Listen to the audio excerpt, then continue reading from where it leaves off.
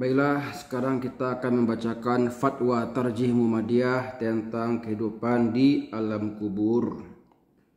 Ini diambil dari fatwa Tarjih Muhammadiyah jilid 2 ya. Tentang masalah alam kubur dan akhirat. Pertanyaannya, bagaimanakah kehidupan di alam kubur itu? Apakah mendapatkan siksa bila berbuat dosa dan mendapatkan nikmat bila berbuat baik di dunia? Apakah dua anak yang soleh dapat mengurangi siksa kubur? Pertanyaan dari Nyai Anisah Madiun.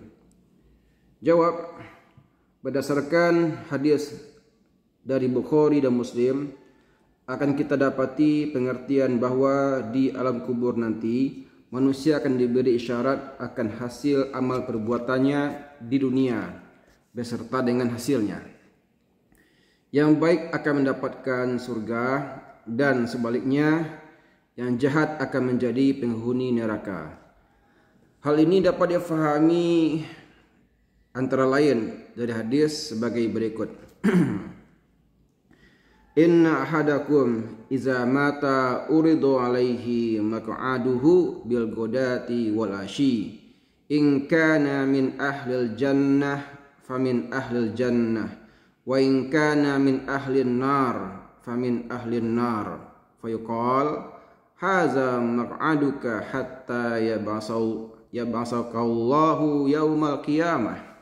Rawahul Bukhari wa Muslim. Sesungguhnya apabila meninggal seseorang di antaramu, maka ditampakkan kepadanya setiap pagi dan sore tempat tinggalnya. Jika dia termasuk ahli surga, maka dinampakkan surga. Dan bila ia dari ahli neraka, maka ditampakkan neraka. Kemudian dikatakan, inilah tempat tinggalmu sampai nanti engkau dibangkitkan di hari kiamat. Hadis dari Bukhari dan Muslim. Dengan ditunjukkannya hasil kebaikan yang akan diberikan nanti merupakan kenikmatan ya. Sebaliknya dilihatkan akibat yang akan diberikan kepada seseorang yang berbuat jahat merupakan hukuman atau siksa. Dalam pada itu banyak riwayat yang sahih menyebutkan akan diberikannya siksa kubur bagi orang tertentu, seperti kurang menjaga kebersihan dan suka mengadu domba. Seperti hadis dari Bukhari dan Muslim dari Ibnu Abbas radhiyallahu anhuma bahwa Nabi sallallahu alaihi wasallam melewati kuburan, maka beliau bersabda, innahuma la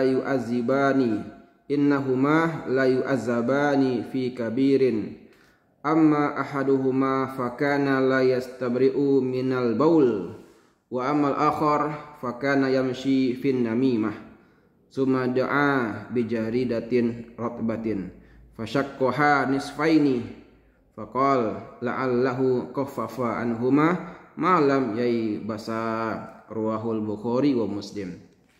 Artinya sesungguhnya keduanya tak disiksa di kubur karena sebab yang besar. Satu di antara keduanya disiksa karena tidak bersih dari air kencingnya, dan yang satu lagi kena suka namimah atau mengadu domba. Kemudian Nabi meminta untuk diambilkan pelepah kurma dan membelahnya menjadi dua.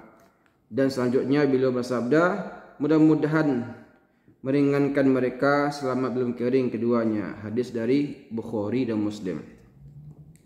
Hadis lain menerangkan bahwa Nabi keluar dari rumah di waktu maghrib.